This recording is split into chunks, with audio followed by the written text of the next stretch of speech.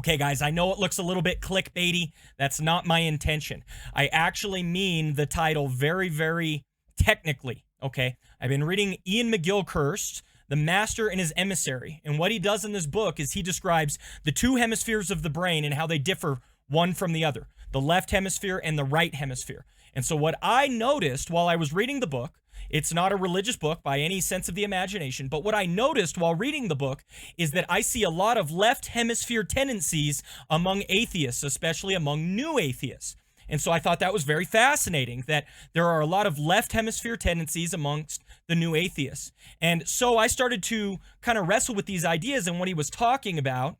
And once I started to put them together, I was like, oh, wow, this might be very, very interesting. So all I am doing here, I'm not trying to prove anything here, okay? But what I want to remark on are some truths that are the case in brain science and understanding how this personally echoes in a large segment of the population, specifically the new atheists. I want us to actually look at how each of the hemispheres work or function, and I think there is an overemphasis from the new atheists on the left hemisphere. I think the new atheists really exercise too much left hemisphere to the exclusion of the right hemisphere, okay? And hopefully we can talk about that in the future.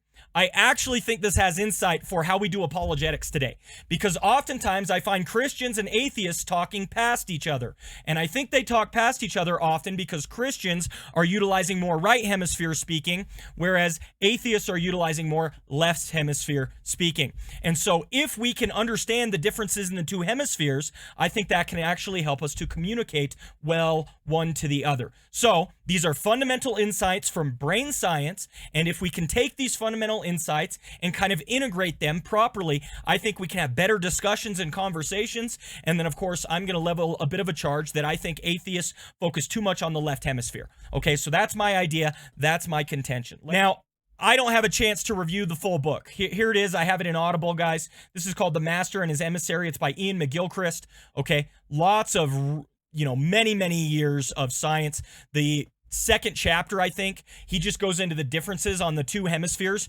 which it was 3 hours, I believe. Let's look, 3 hours, 21 minutes. Okay, which itself amounts to like nearly 200 pages. All right. So he's no slouch. He's going into all of the detail, all of the information. Okay. This is in depth. This isn't even, this isn't just some partisan guy just hacking this stuff together. He tries to bring together so much of what he knows about brain science. Now, where I want to go is specifically the preface. Okay. The preface itself is an hour. And in the preface, let's actually back into it. Okay. In the preface, beginning at minute 41, he begins talking about, roughly talking about these two differences between the hemispheres, and I think it's really, really helpful. So let me back into it. Let's go to 41, 51, and then hopefully we can have a good discussion. So this will start a little bit early, but hopefully this those helps. Two worlds, the philosophers intuited, are each underwritten by one hemisphere of the brain. Finally, it would appear to be a literal truth that, as a society, we're becoming more like individuals with Notice what he says. Notice what he says. Right hemisphere deficits.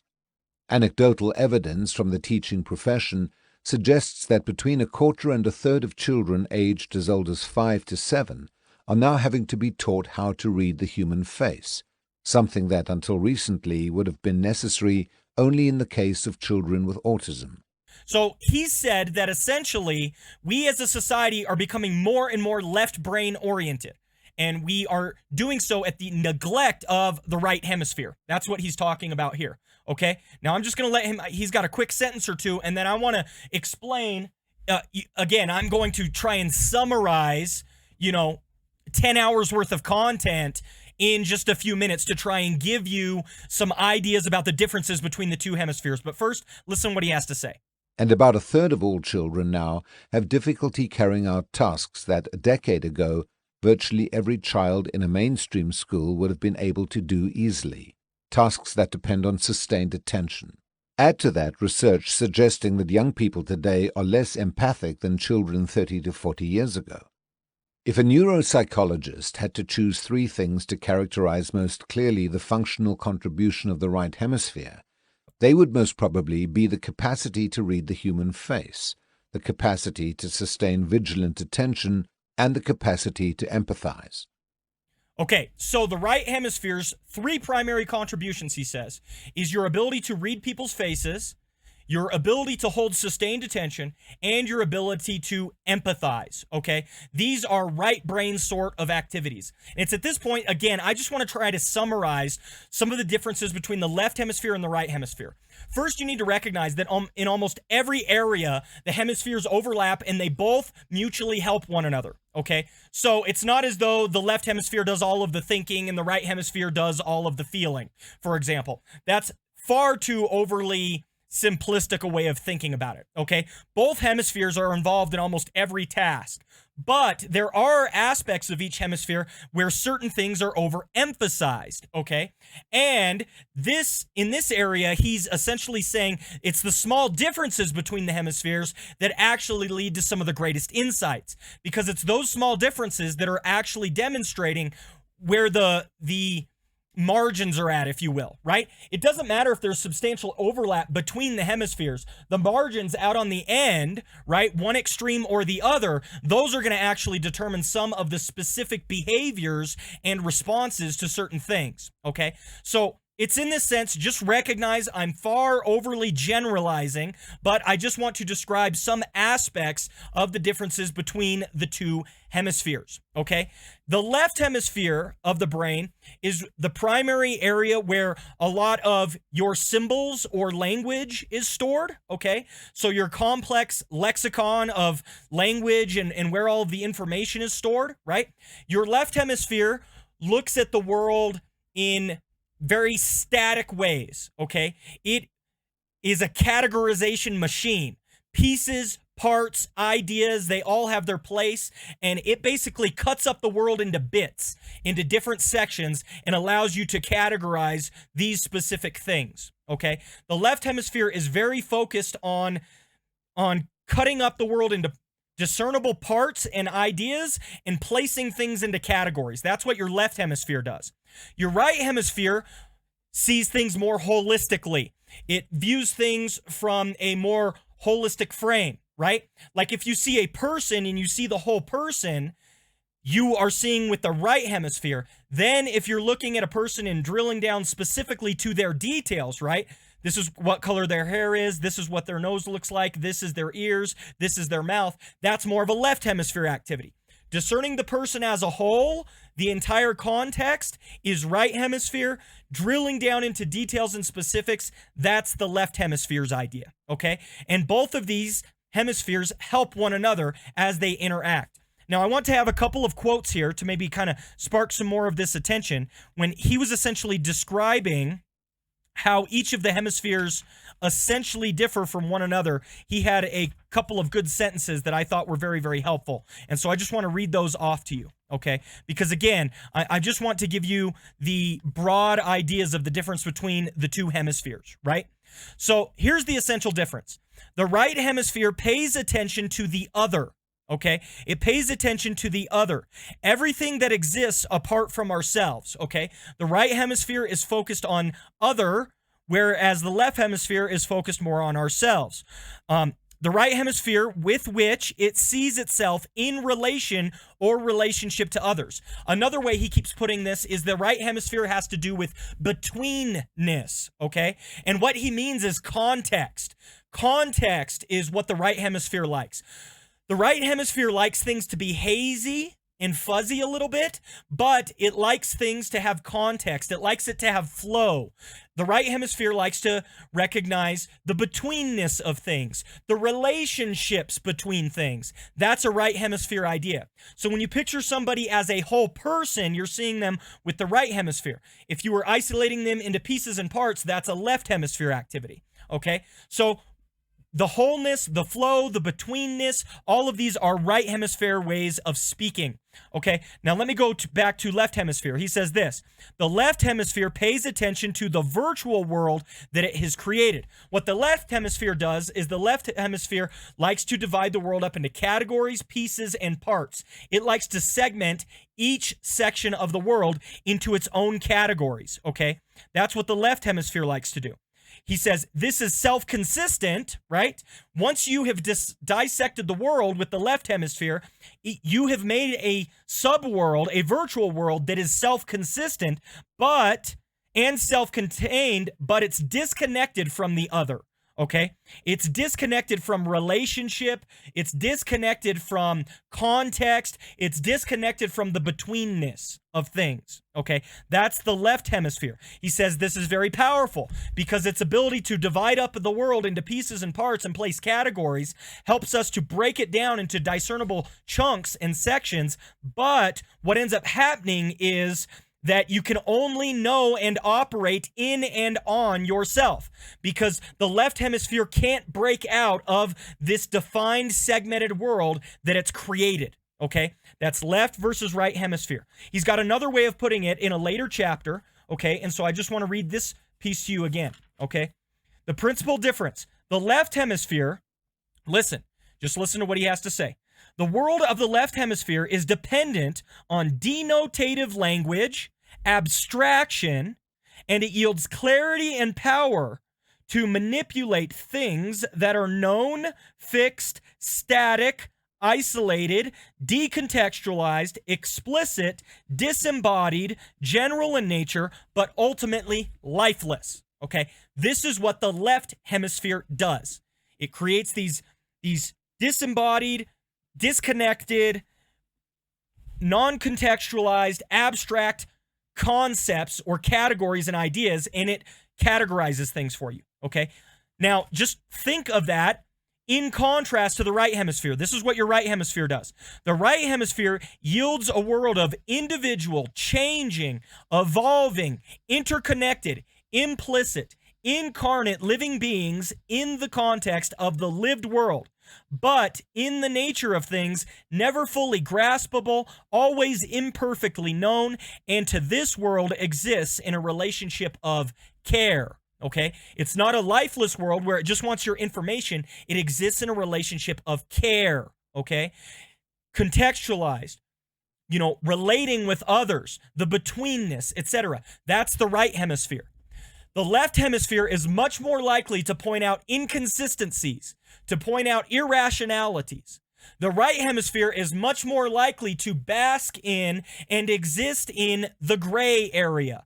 Okay? The right hemisphere is going to be much more comfortable with things like nuance. Okay? The right hemisphere is going to be okay perhaps sometimes with paradox. All right? The right hemisphere is much more open to these ideas, whereas the left hemisphere is very rigid, segmented, and focused on these individual things. All right? So that is the broad framework, the broad differences between left and right hemisphere. Okay, the left hemisphere is very powerful because it particularizes and categorizes everything. Everything is seen in isolation from other things, no context, and so it is very able to work very logically on these things, but it does so in a lifeless way that has no context. The contextualized right world is powerful because it sees everything in context, but it's okay with arbitrariness. It's okay with nuance. It's okay with paradox, right? The right hemisphere is a lot more open to fuzzy boundaries. So I just wanted to give you those ideas. Now he begins talking about the left and right hemisphere. And what I really want us to get into at this point is he begins talking about, he thinks that our culture has overly shifted to the left hemisphere. Okay, he thinks our culture is really overemphasized on the left hemisphere because in our age of science, reason, rationality, etc., the left hemisphere is what matters. We've got no time for the right hemisphere. And actually, if you go back to older literature on brain studies, the right hemisphere is almost always talked about in very pejorative language, right? The left hemisphere is so brilliant, it's so smart, it houses language, etc. And the right hemisphere, by contrast, is is really a dunce. That's the idea in older language. And he says, no, we are missing the point here. Okay, so let's hear what he has to say. And he has 6 points, and he's going to kind of tee up the ball, like, where are we going with this? And I'm going to lay out all my papers on the table. Here's all my cards, guys. As I was listening to these 6 ways he thinks that our society has become so left hemisphere dominant, it reminded me so much of the new atheists. I was just like struck. I was like, it feels like I'm listening to Sam Harris, right? It feels like I'm listening directly to Richard Dawkins, these new atheists. It sounds exactly like them. So let's listen to what he has to say, and I'll stop after his first point. I'm sometimes asked why, if the left hemisphere take on the world is less insightful, it has come to dominate the way we think. And if this has happened not just once, but 3 times, as I believe, in Western history, how do I account for that fact? These are good questions. I think there are, again, several reasons why this characteristic entrenchment occurs, and indeed is likely to occur whenever a civilization passes its peak. All of them, to some degree, illustrate the self-reinforcing, recursive nature of the left hemisphere's world, a world subject to positive feedback. First, the left hemisphere view is designed to aid you in grabbing stuff. Its purpose is utility, and its evolutionary adaptation lies in the service of grasping and amassing things. As such, it is seductive. It is probably for this reason that Eastern cultures, which used to be more balanced in their outlook, are now adopting the current Western model of the world with such enthusiasm and appear set, very sadly, on outdoing the West at its own pernicious game. It is my view that we should be learning from them, not they from us. In the case of the Greeks, the Romans, and the post-Enlightenment West, the decline of civilization has been associated not just with more left hemisphere ways of thinking, but appropriately with forms of military or economic imperialism and a consequent overextension of administration, a coarsening of values, and a failure of vitality, vision, and integrity. Second, okay, so there was a lot there. Let me see if I can break this down a little bit. The left hemisphere is focused on utility, he said. Let's get things done, right? And that's very much a Western mindset, right? What is going to be efficient? What is going to help us accomplish the tasks we're trying to accomplish? Let's get things done. Let's make sure that it's good, finalized, finished off, etc. Okay? And so what he says is this utility is very seductive to us as human beings, right? We like this idea of utility, of things being functional, and us using these categories to help us manipulate the world, okay? And so that is a very left hemisphere way of thinking, focusing on these ideas. And what ends up happening then is we, in a sense, decontextualize the world, and everything we do in the world becomes, how is it efficient for us? How can we utilize this for our own ends? And he also made a comment here at the beginning, too, that I want us to review real quick. The left hemisphere view is designed to aid you in grabbing stuff. In Western history, how do I account for that fact? These are good questions. I think there are, again, several reasons why this characteristic entrenchment occurs, and indeed is likely to occur whenever a civilization passes its peak. All of them, to some degree, illustrate the self-reinforcing, recursive nature of the left hemisphere's world, a world subject to positive feedback. It's important to understand what he means by positive feedback here, guys.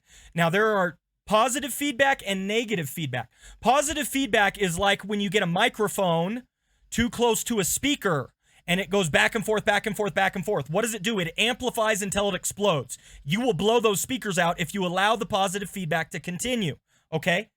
The left hemisphere is very subject to positive feedback. Why? Because the left hemisphere categorizes things and then stays within the world that it is constructed. The left hemisphere, by its own nature, does not like new ideas. It does not like new things. It doesn't like concepts or ideas that it can't categorize. That is what the left hemisphere does. And because of that, it's subject to positive feedback. Because if you introduce an idea to it, it's going to plug it into an area, reinforcing the categories that it's already built. And so it gets this positive feedback loop, the positive feedback mechanism. The right hemisphere, by contrast, loves things that are new. If something comes into your view or vision or your ideas that are new to you, your right hemisphere is almost always going to grab onto it first, because your right hemisphere likes dealing with new ideas. It's not nearly as closed-minded as the left hemisphere when it comes to interacting with new concepts or ideas. And so this is also part of why we have an issue here with the left hemisphere being dominant in our current society and culture. We not only have this seduction of utility, but we have this positive feedback mechanism, right?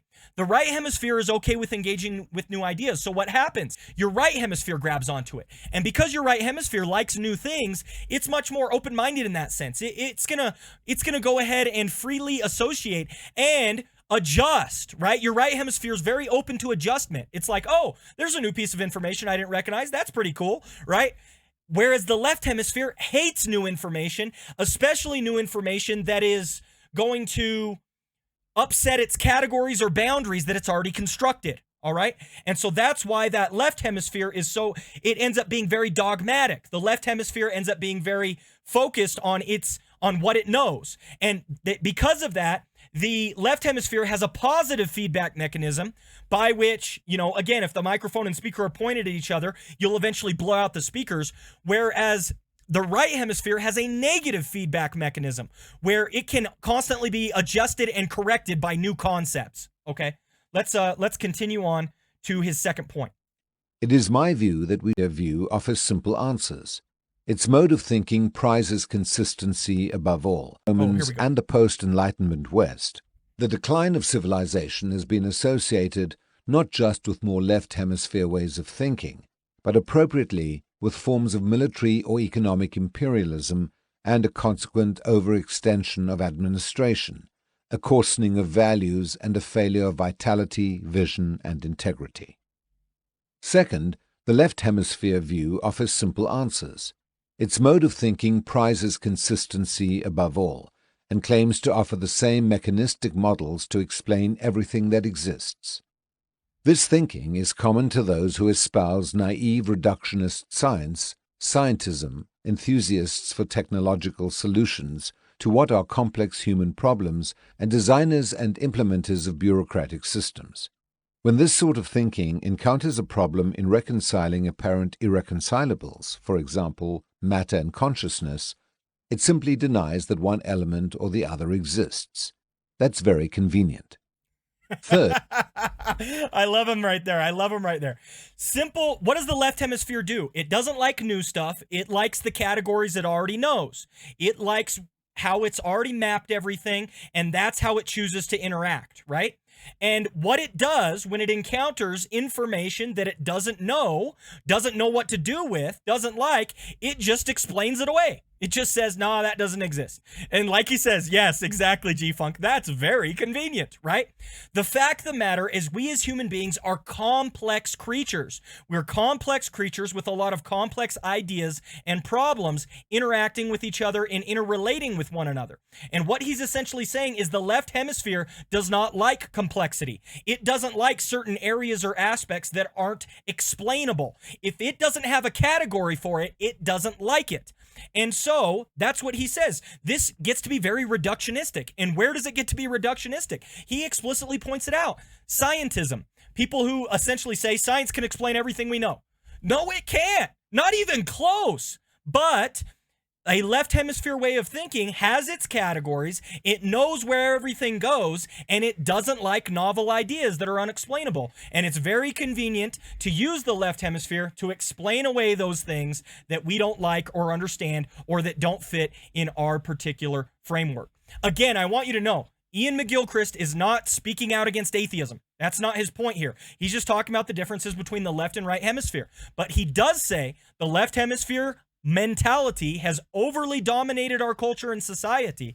And I couldn't help when listening but think this sounds exactly like many of the new atheists I've heard. I've got a quote here from Sam Harris. I was watching him do a debate between him and Jordan Peterson, and they were going back and forth. And Sam Harris used this phrase constantly. He said, yeah, but we know that isn't true. We know blah, blah, blah. We know XYZ. And at one point, Jordan calls him out on it. He says, it's not so clear, Sam, what we do or do not know. But that's left hemisphere way of thinking. Sam Harris has very much a left hemisphere mindset. We know this to be the case. We know that to be the case. We have all our categories. We know where everything goes. We know that isn't true, and we know this is true. And Jordan's whole point is, no, it's much more complicated than that, and it's not at all clear what we do and do not know. Okay, let's go on to Ian's third point. The left hemisphere's worldview is easier to articulate. The left hemisphere is the speaking hemisphere. The right hemisphere has literally no voice. They actually can, there are certain, when people have strokes on one side or the other of the hemisphere, the right hemisphere literally can't speak. You can't voice things that only the right hemisphere is seeing. The right hemisphere and the left hemisphere need to be able to talk back to each other so the right hemisphere can communicate to the left hemisphere what's going on, and then the left hemisphere can turn that into speech. That's what he's saying. The right hemisphere literally can't speak. It doesn't have a voice. It makes perfect sense then the right hemisphere is concerned with the gray. It works with areas that are a little bit paradoxical. It works with the betweenness of things, the context of things, the flow of life. This is the right hemisphere, and it makes sense that it doesn't talk. It doesn't utilize language in the way that the left hemisphere does. He's going to get to this, but that makes it, by virtue of how the hemispheres work, it makes it to where the right hemisphere has a very hard time articulating its ideas. Just listen to what he has to say. The attempt to make the implicit explicit radically alters its nature. As a result, finding the language to put across the way of being of the right hemisphere is simply harder than doing so for the naturally explicit left hemisphere. The left hemisphere relies on concatenations of serial propositions and the literal aspects of language to make meaning explicit. By contrast, metaphor and narrative are often required to convey the implicit meanings available to the right hemisphere, and in a left hemisphere-dominated culture, metaphors and narratives are disregarded as myths and fables, or at worst, downright lies. We live in an era where articulating and making explicit are of increasing importance and are treated as a mark of truth, and their inverse treated with increasing suspicion. Partly, this is another sign of the move to the left hemisphere that I'm describing, but that is not the only reason for it. It is also necessitated by large-scale movements of populations with different languages and cultures, as well as the sheer size of modern urban societies, in which one can no longer rely on much that was taken for granted in smaller and more closely knit communities. The implicit has now to be made explicit. The catch is that, in becoming explicit, it is no longer the same thing at all. Oh, that's so powerful. I hope you guys get that.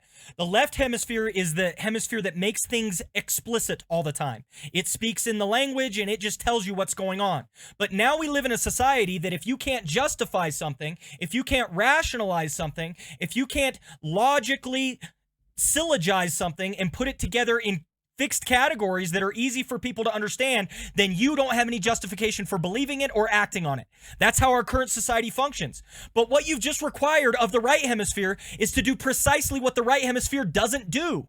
That's why he says the right hemisphere often talks in metaphor. You know, it often uses stories to convey its ideas.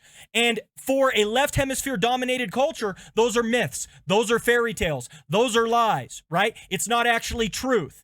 And so you have taken away the one piece of language, if you will, in which the right hemisphere itself communicates. What you've essentially said is, right hemisphere, you better communicate on left hemisphere terms, otherwise you're not allowed into the conversation.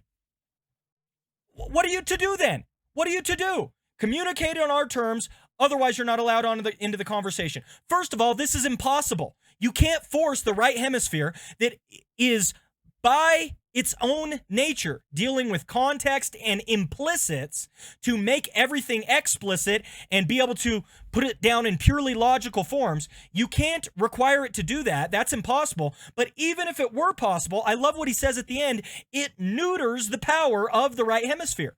It's kind of like when you explain a joke, right?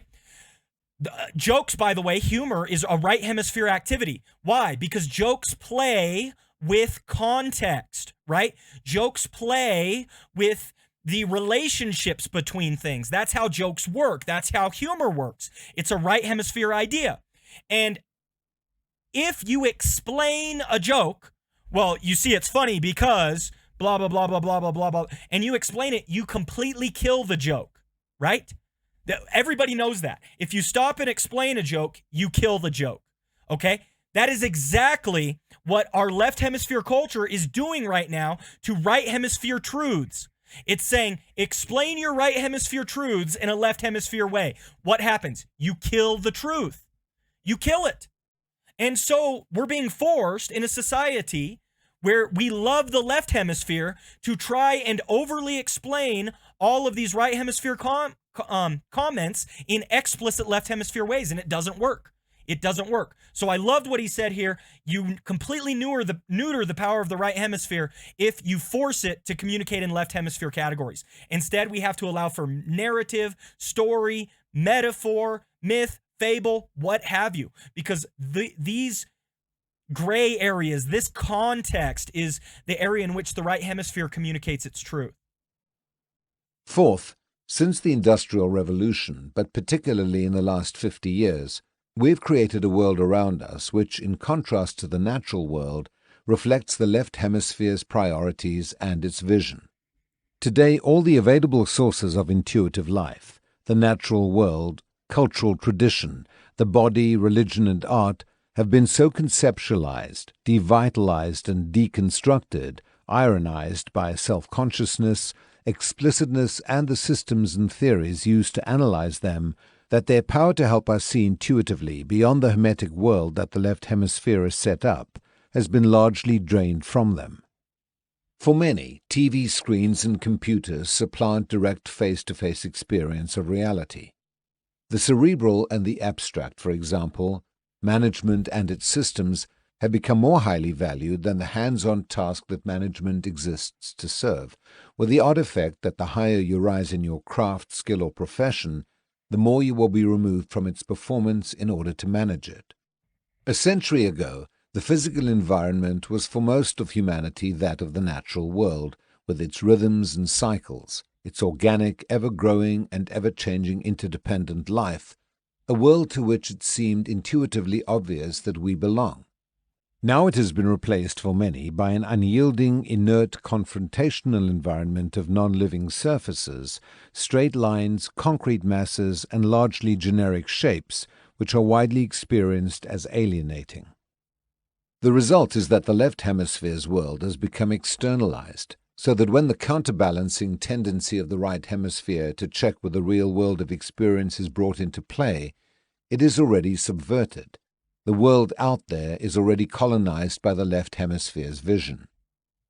There is a self-reflexive hall of mirrors at work, where logic seems to lead back to a solution within the system itself, rather than a need to break out of it. Fifth. So I hope you guys understood what he was talking about there.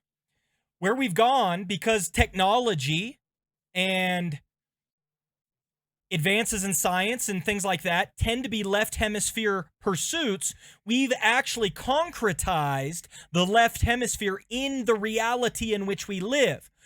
What area does the right hemisphere play in? Context and relationships. What are we precisely doing right now worse than we ever have in the history of mankind, period? Context and relationships. We're a soundbite generation that just grabs tweets and ideas, spits them out there into the universe, and we don't even interact with each other in a real way. We actually interact with each other in a virtual way. The irony is not lost on me that I'm communicating this idea to you, to a bunch of faceless, to me, individuals who are on the other end of a keyboard with just a username, right? I'm actually utilizing the consequences of left hemisphere technologies to try and communicate to you guys, hey, the right hemisphere is important. What is he saying? He's saying every time we might enter the world with right hemisphere ideas, we are entering into a left hemisphere world. It's like the deck is already stacked against us from the start.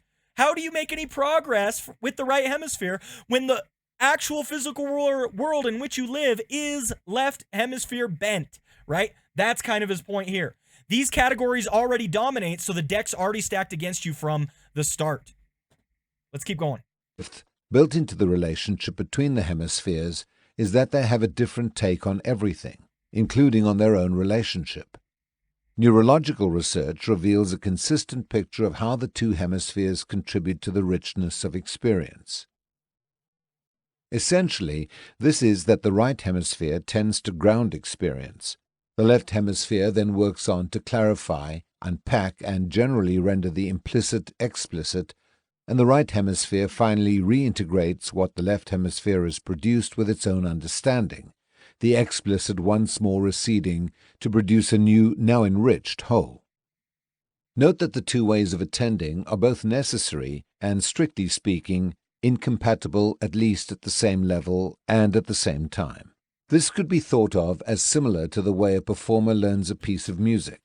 First, he or she is attracted to the piece as a whole and has a sense of how it works overall. Then the piece is taken apart, its harmonic structure analyzed, certain passages of notes practiced repeatedly, and so on. But finally, all that must be banished from the performer's mind if the performance is not to be hobbled and stilted. Right hemisphere. This is not to deny the importance of the left hemisphere's contribution, just to make clear that it works its necessary effects at an intermediate stage. Problems arise when this is treated as the end stage.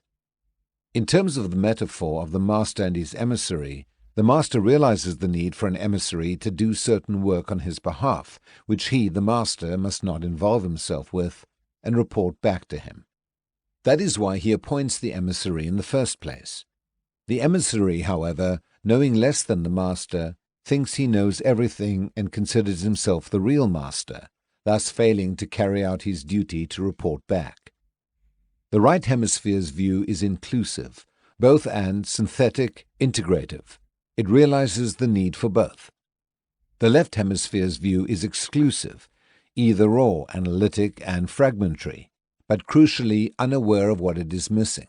It therefore thinks it can go it alone. Crucially unaware of what it is missing, it therefore thinks it can go it alone. He brings up this pattern over and over in the book, guys. This is how your brain functions. Your right hemisphere grasps a new idea. I told you before, the right hemisphere likes what is new, the left hemisphere likes what is familiar. So the right hemisphere grasps a new idea. It grasps it as a whole, contextualized, as a big concept or project. It then passes the idea off to the left hemisphere. The left hemisphere dissects it, cuts it up into pieces and parts, puts things in different categories, and helps you to analyze the structure. And then the left hemisphere is supposed to hand it back off to the right hemisphere for its final presentation. Okay, you've understood the context. I've cut it up into pieces and parts for you. Now you have the whole picture. Right hemisphere, work your magic. In this sense, he calls the right hemisphere the master and the left hemisphere the emissary. And the metaphor that he uses is, it's like the master has handed off the project to the emissary, and the emissary has gone, no, I got this. And he never hands it back to the right hemisphere. It gets stuck in the in-between. And what I love the metaphors he used. He thinks, the left hemisphere thinks, I've got it covered. I know it all, right? I can go it alone. I don't need the master. I should be the master. I've got all the information. I've got all the data right here. The left hemisphere is certain that it knows everything that it needs to know. What need is there to hand this information back off to the master to present it? Again, how much does this characterize or color so much of our apologetic conversation? We get in conversations with people and they've got all the information. They've got all the data. They've got all of that, and they don't ever want to hand it back off to the right hemisphere. They don't like the ambiguity of the right hemisphere. Everything's clear cut on the left hemisphere. Everything's, perfectly taken. But once you mechanize everything, you lose its life. What metaphor did he use? How we digest music. The right hemisphere, a little more amorphous, a little bit more implicit. The right hemisphere really likes the feel of a particular song, and you're drawn into it. Then The right hemisphere hands the music off to the left hemisphere. And the left hemisphere says, okay, which chords are being played? What's the timing? I've got to get how many, how long is it, etc. I got to get all those structures right. Where do the words fit in? Okay. And then what the left hemisphere is supposed to do is hand it back to the right hemisphere. What does the right hemisphere do now? The right hemisphere says, okay, we understand how the song works now, but we need to forget all of it. It can't be at the forefront of our mind. It's got to be at the back of our mind so that we can perform the piece ourselves with perfect artistry, right? If you are consciously thinking about it all the time, you can play it, but you do so in a mechanized and lifeless way. And so this is what happens when the left hemisphere doesn't hand things back off to the right hemisphere, when it chooses to keep it for itself. What do we need the right hemisphere anyway? I got this. Cracks the knuckles. I can play the piece myself in a mechanized and lifeless way. And that is why the life is sucked out of all of these right hemisphere suppressing areas.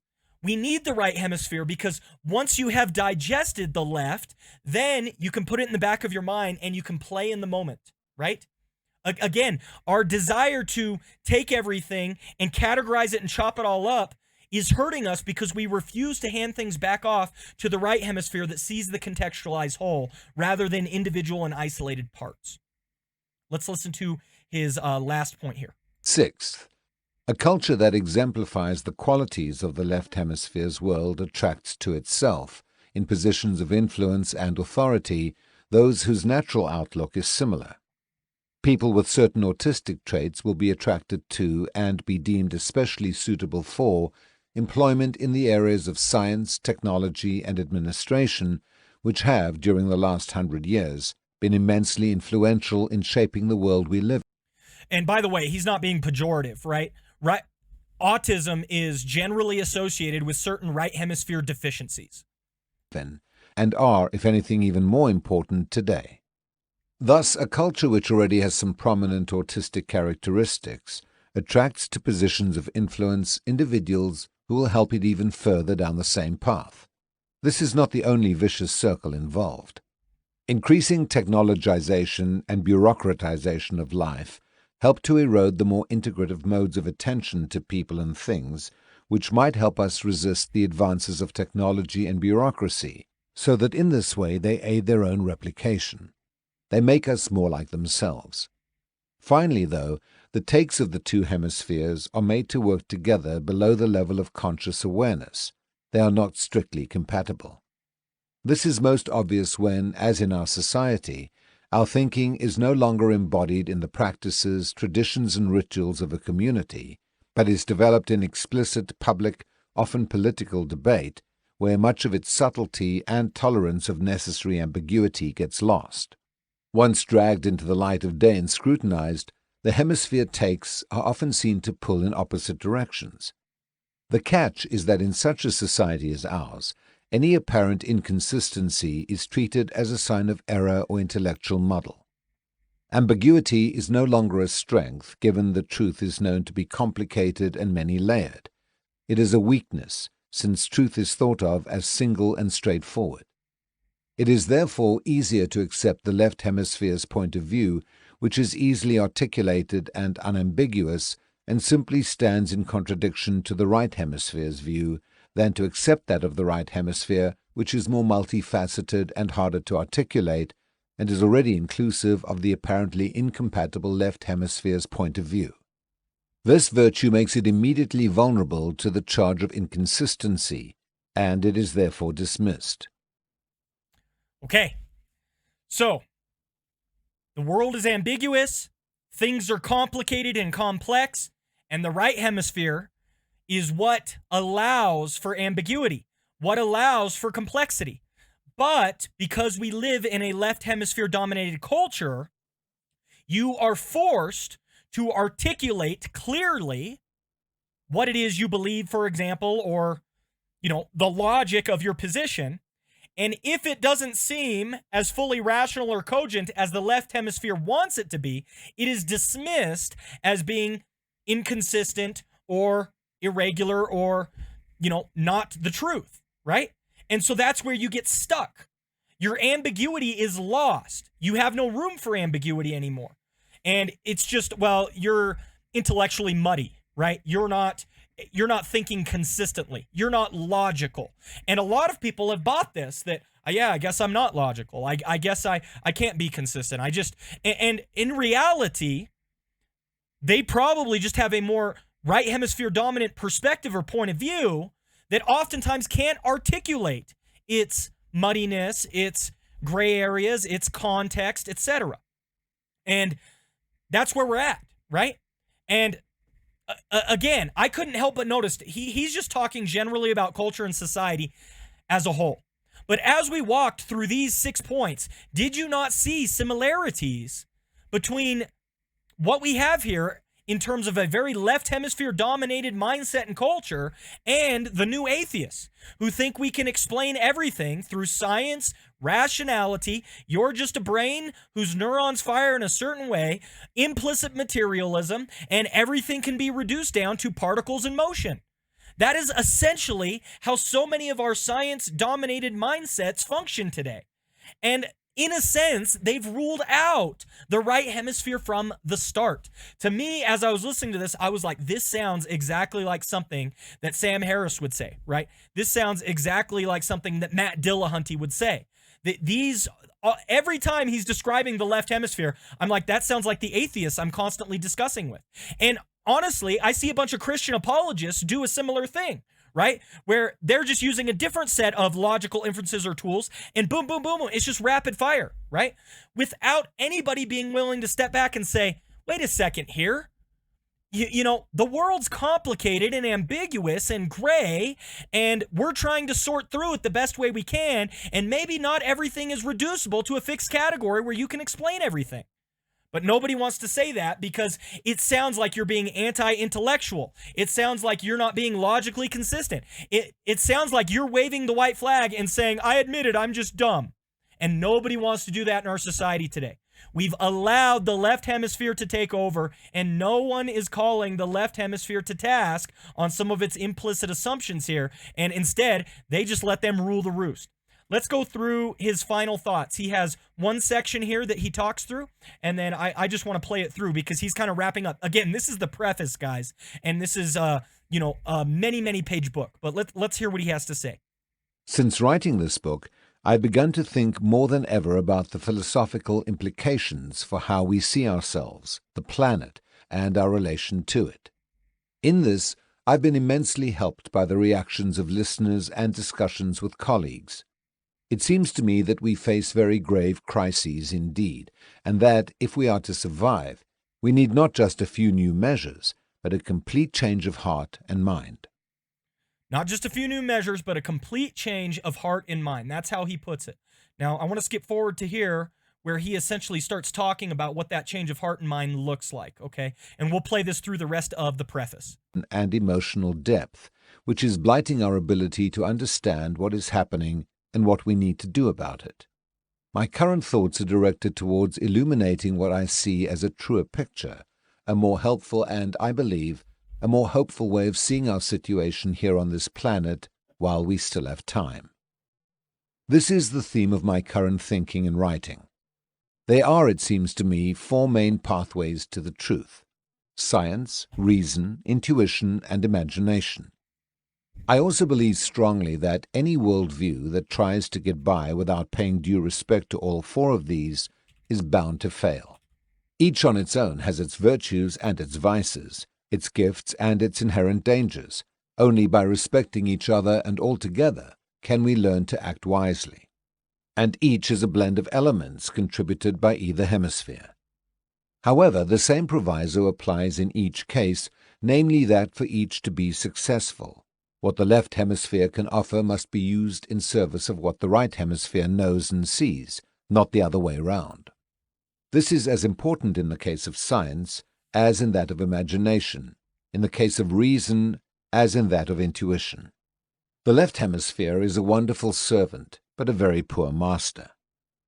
We also need to be aware of the sheer extent to which the left hemisphere is, in the most down-to-earth, empirically verifiable way, less reliable than the right, in matters of attention, perception, judgment, emotional understanding, and indeed intelligence as it is conventionally understood.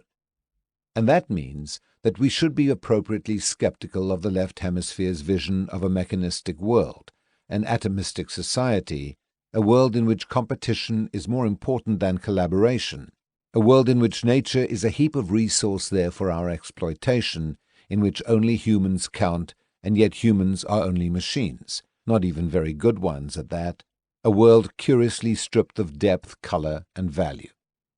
This is not the intelligent, if hard-nosed view that its espousers comfort themselves by making it out to be, just a sterile fantasy, the product of a lack of imagination, which makes it easier for us to manipulate what we no longer understand. But it is a fantasy that displaces and renders inaccessible the vibrant, living, profoundly creative world that it was our fortune to inherit, until we squandered our inheritance. Ooh, there you go. There you go.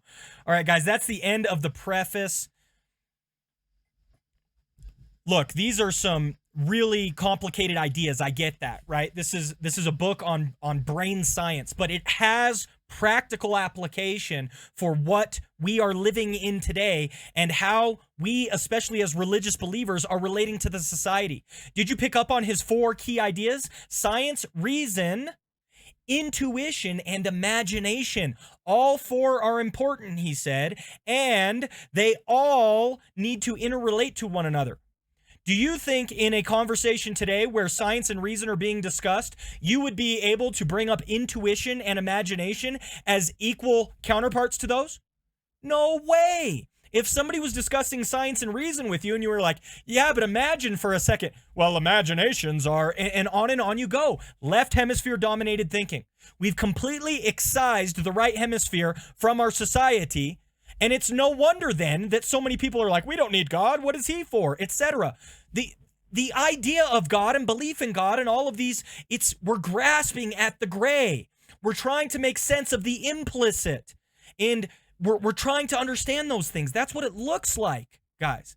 And this is proven out in how the brain works and functions. And we have just accepted the terms of engagement that have been set for us.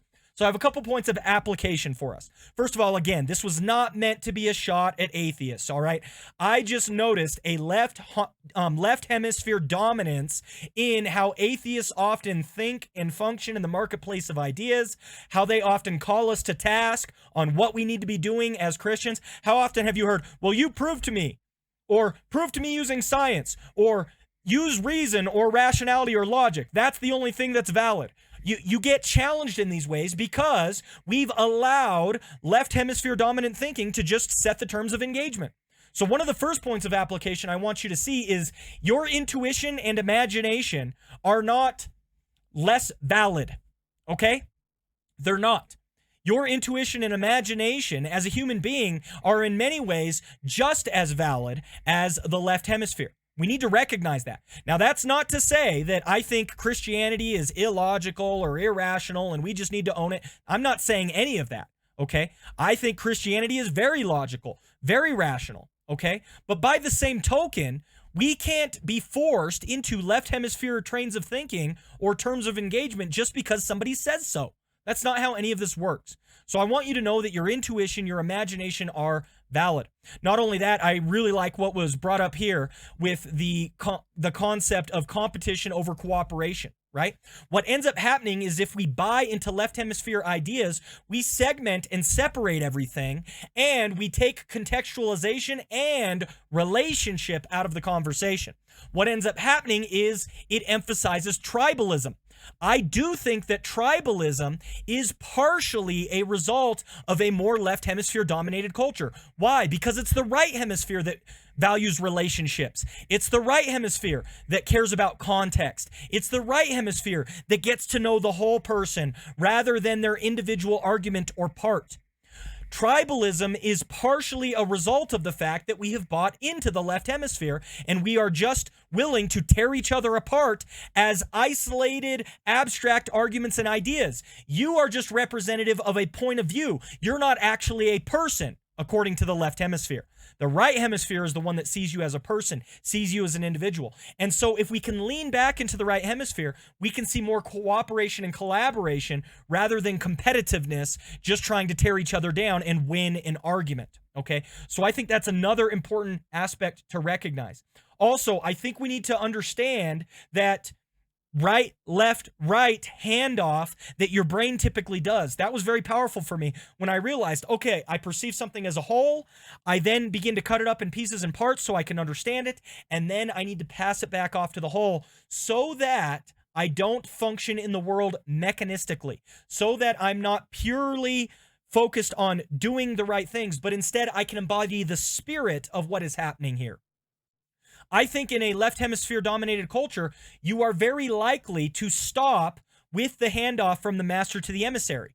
And you'll let the emissary chop everything up, and then you'll leave it in his hands, even in your own mind. Don't forget to pass it back off to the master, who can actually embody the complexities, the liveliness, the context of the thing you're working on, the spirit of what you're dealing with or managing, okay? You need to give that handoff at some point so you're not just walking through something in a purely mechanistic fashion, okay? So those are just a few points of application that I thought regarding this. But again, I hope you guys saw some of the similarities. This wasn't meant to be a pejorative attack against atheists or anything like that. I was just reading through this book, and as he's describing an overly emphasized left hemisphere dominant culture, I was like, man, sounds exactly like the new atheists that I've dealt with and continued to interact with.